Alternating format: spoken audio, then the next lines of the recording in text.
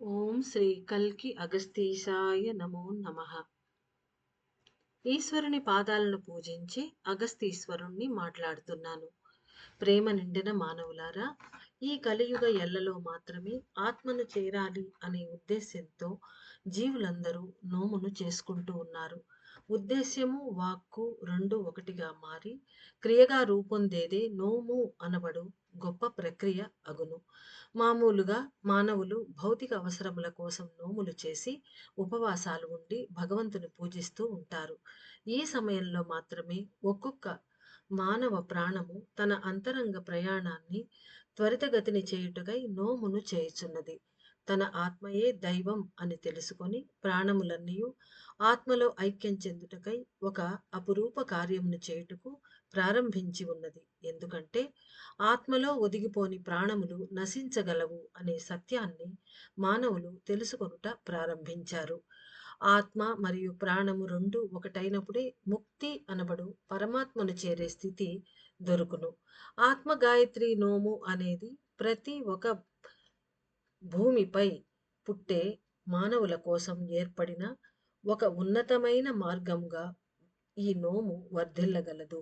అనగా ఈ ఆత్మగాయత్రి నోము అనేది మరల మరల ఈ భూమిపై వర్ధిల్లుతుంది అని అగస్త్యుల వారు తెలుపుతున్నారు.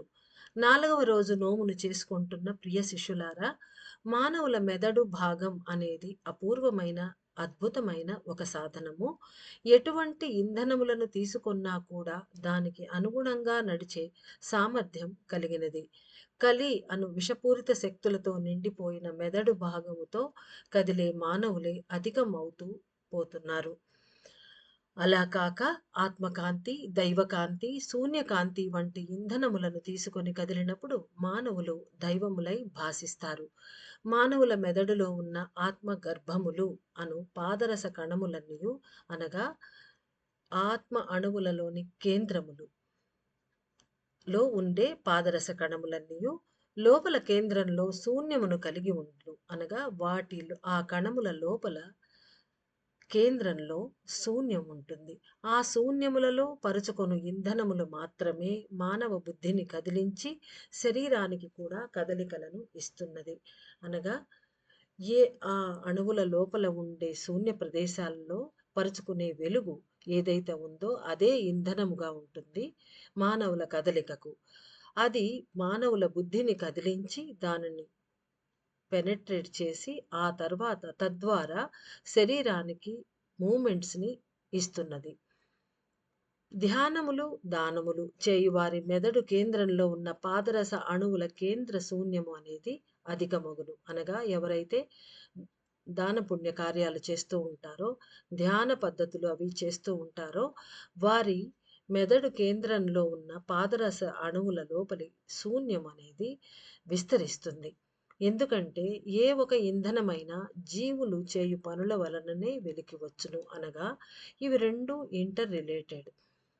అంటే కేంద్ర శూన్యంలో ఏ ఇంధనం ఉన్నా కూడా అందులో కూడా మార్పు వచ్చేస్తుంది. అనగా మొదట ఆత్మకాంతి ఉన్నప్పుడు జీవులు చేసే పాప పుణ్య కర్మల వల్ల అనగా ఎక్కువ పుణ్యకార్యములు చేస్తూ ఉన్నప్పుడు అది ఆ శూన్య ప్రదేశం పెరిగి అక్కడ దైవకాంతి పరుచుకుంటుంది. అంటే గ్రేడ్ పెరుగుతుంది. ఆ తర్వాత శూన్యకాంతి కూడా పెరగడం ఆరంభిస్తుంది. ఇలా ఏ ఒక ఇంధనమైనా జీవులు చేయు పనుల వలననే వెలికి వచ్చును అని దీని అర్థం.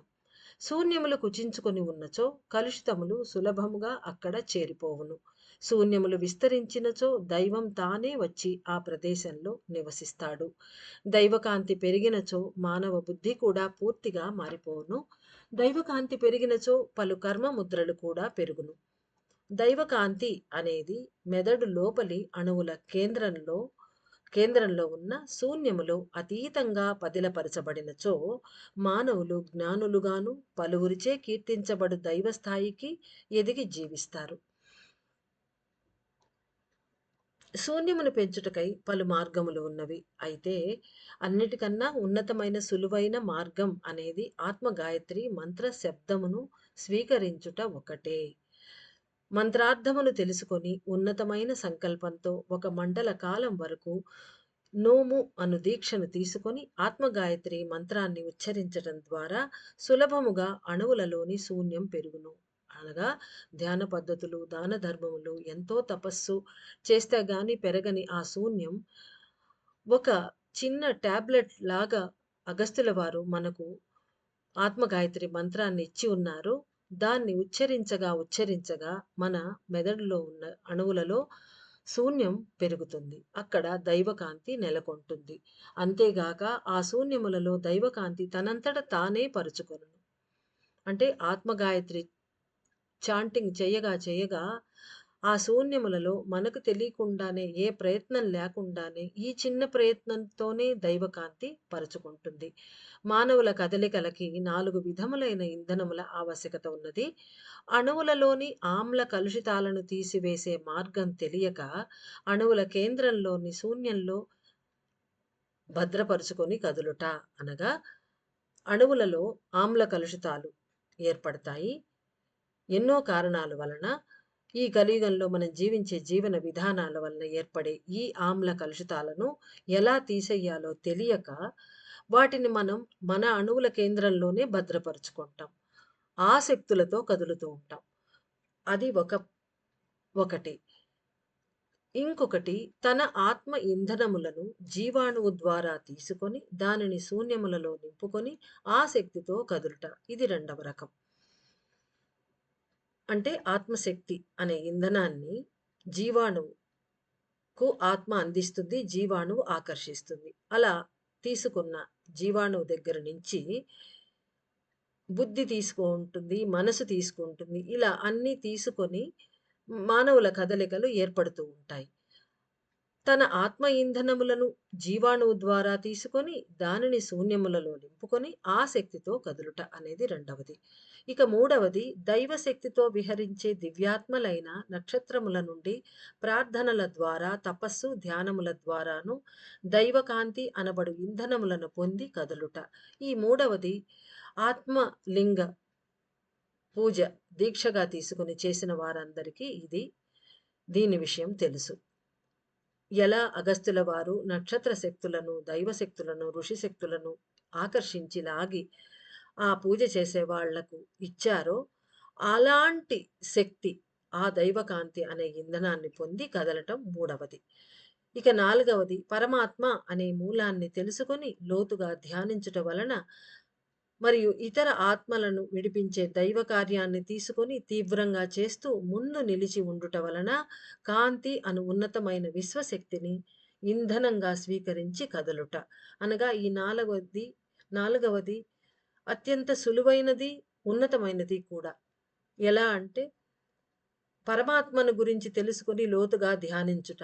ఒకవేళ ఇది కష్టతరమైతే ఇతరుల ఆత్మలను విడిపించే దైవ కార్యాన్ని తీసుకొని అనగా ఇప్పుడు అగస్త్యుల వారిచ్చిన నోము అనే దీక్షని అందరి చేత చేయిస్తూ అందరి చేత ఆత్మగాయత్రి మంత్రాన్ని జపింపచేస్తూ ఉండేదే దైవ కార్యం. ఈ దైవ కార్యాన్ని తీసుకోవటానికి ముందుకు వచ్చి అందరినీ ఆకర్షించి ఈ కార్యక్రమంలో వాళ్ళని చేర్పించి ఆత్మగాయత్రి నోము చేయిస్తూ ఉండడం అనే దైవ కార్యాన్ని చేయటం వలన ఉన్నతమైన విశ్వశక్తిని ఆకర్షించి లోపల తీసుకొనవచ్చును. దానినే ఇంధనంగా స్వీకరించి కదులుట. ఇలా మొదలైన 4 విధములైన కదలికల్ని మానవులు తీసుకుంటారు. శూన్యకాంతి ఒకటే పరమాత్మ అనుగ్రహించే ఇంధనమైనది. అనగా ఈ 4వ రకమే పరమాత్మ అనుగ్రహించే శూన్యకాంతి. అనగా ఈ శూన్యకాంతిని డైరెక్ట్‌గా ఎవరూ తీసుకోలేరు. పరమాత్మ మట్టుకే అనుగ్రహించగలడు. మానవులు ఆత్మగాయత్రి నోమును తీసుకొని లోకంలో ఆత్మలు విడిపడాలి అను ఉన్నతమైన సంకల్పంతో ఒక మండల కాలం పనిచేయటం ద్వారా దైవముల ఆత్మశక్తి మంత్రము యొక్క శబ్దము ద్వారా అణువుల శూన్యము పెరిగి అనగా ఆత్మశక్తి అణువులలో శూన్యము రెండూ ఈ ఆత్మగాయత్రి శబ్దము ద్వారా పెరిగి దైవకాంతి అను ఇంధనముగా పరుచుకుంటూ ఉన్నది. అణువుల యొక్క ఆమ్ల కలుషితములు అను విషపూరిత శక్తులు నిండిన ఇంధనములు, ఆత్మకాంతి అను తన స్వీయ ఆత్మ ఇచ్చే ఇంధనములు అతీతమైన గురుత్వాకర్షణ శక్తిని కలిగి ఉండును. ఈ 2 రకాలు అనగా ఆమ్ల కలుషితాలు అనే విషపూరిత శక్తులు నిండిన ఇంధనాలు అనగా ఆ ఇంధనములతో కదులుట అనేది, ఆత్మకాంతి అను స్వీయ ఆత్మ ఇచ్చే ఇంధనములు అనగా ఆత్మకాంతిని జీవాణువు తీసుకొని శరీరానికి అందిస్తూ ఉంటుంది. ఈ రకమైన ఇంధనము, ఈ 2 కూడా అతీతమైన గురుత్వాకర్షణ శక్తిని అనగా భూమి ఆకర్షణ శక్తిని కలిగి ఉంటాయి. దైవకాంతి, శూన్యకాంతి ఈ 2 అతీతమైన పైలోకాలలోని ఆకర్షణ శక్తిని కలిగి ఉండును. అనగా మొత్తం 4 విధములైన ఇంధనములలో మొదటి 2 ఇంధనములు భూమి ఆకర్షణ శక్తి అనగా గురుత్వాకర్షణ శక్తి వలన కిందకు లాగే శక్తి కలిగి ఉంటాయి. మిగిలిన 2 దైవకాంతి, శూన్యకాంతి ఈ 2 కూడా పైలోకాలలోని ఆకర్షణ శక్తిని కలిగి ఉండును. అనగా అవి పైకి లాగుతూ ఉంటాయి. అందరూ కలిసి ఆత్మగాయత్రి మంత్రాన్ని జపించుట వలన గాలిలో కలిగి మంత్ర శబ్దము అనేక మంది మానవుల మెదడు లోపలి కేంద్రంలోని శూన్యములను పెంచి దైవకాంతిని పరచి భూమి ఆకర్షణ శక్తి వలన ఏర్పడే బంధనములు తొలగిపోవుటకు సహాయపడును. ఇంకను ముక్తిని పొంది దైవంలో ఐక్యం పొందాలి అను లోతైన భావనను కూడా ఏర్పరచును. ప్రతి సంవత్సరం చేయబడు ఆత్మగాయత్రి నోము వలన లోకంలోని అన్ని ఆత్మలు ఆకర్షించబడి భూమి ఆకర్షణ శక్తి నుండి విడిపడగలరు. అనగా పోయిన సంవత్సరం చేయబడిన ఆత్మగాయత్రి మరలా ఈ సంవత్సరం కూడా ఆత్మగాయత్రి నోము చేయబడుతున్నది. అనగా అగస్త్యుల వారు చెప్పిన ప్రకారం ప్రతి సంవత్సరం ఈ ఆత్మగాయత్రి నోము అనేది చేయబడుతుంది. ఆది దీపం అనేది ఆత్మగాయత్రి మంత్రం యొక్క ధ్వని వలన రూపొందించబడి వెలిగినప్పుడు ఎన్నో ఆత్మలకు ఉన్నతమైన ప్రకంపనలను అందించి ఆకర్షించును. అనగా ఈ ఆత్మగాయత్రి మంత్ర జపం, మంత్ర ఉచ్చారణ వలన ఏర్పడే ధ్వని, ఆ ధ్వని తరంగాల వలన ఈ ఆది దీపం అనేది ఫిజికల్ లెవెల్‌లో ఏర్పడినా కూడా దానికి కావలసిన సూక్ష్మ శక్తులు ఈ ఆత్మగాయత్రి మంత్రం ఇవ్వగలదు అని తెలుపుతున్నారు. ఇది హయగ్రీవ మహర్షి ఇచ్చిన మెసేజ్‌లో కూడా ఉన్నది.